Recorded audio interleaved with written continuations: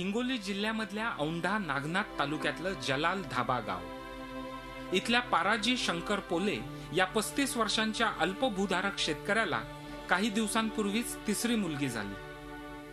सततची नापिकी, 50 हजारांचं खाजगी कर्ज, म्हातारे आई वडील अशा बिकट परिस्थितीत झालेली तिसरी मुलगी या चिंतेतून स्वतःची सुटका करण्यासाठी पाराजी पोले यानं आत्महत्या केली। आता काय करावं काय नाही, आता कोणीकडे जा हाला येणं काय नाही, सगळं त्या पोराचं ध्यान लागले, भाकर खाऊ वाटेना, घरात माझं सगळी चिंतित आहेत। मग आता 60 वर्ष झालीत माझे, काय करून काय नाही असं चालू आहे। आयुष्यभर प्रत्येक भल्या बुऱ्या प्रसंगात साथ देण्याचं वचन दिलेल्या जोडीदारानं अर्ध्यावरती तेही ऐन कसोटीच्या क्षणी कच खाऊन असं निघून जाण्यानं पाराजीची पत्नी पुरती हादरून गेली आहे। सोयऱ्यांचं कर्ज होतं, म्हणत होते मी कसं फेडू, आपल्याला 3 मुली झाल्या, मी काय करू,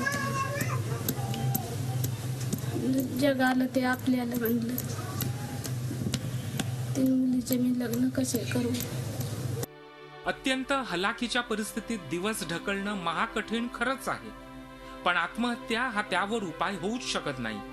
कारण निराशेतून जीवन संपवल्यानंतर मागे राहिलेल्यांची पावलोपावली होणाऱ्या आबाळपेक्षा संकटाचा धीरानं आणि नेटानं सामना करणं केव्हाही चांगलंच। Gajanan Deshmukh, Zee media, Hingoli.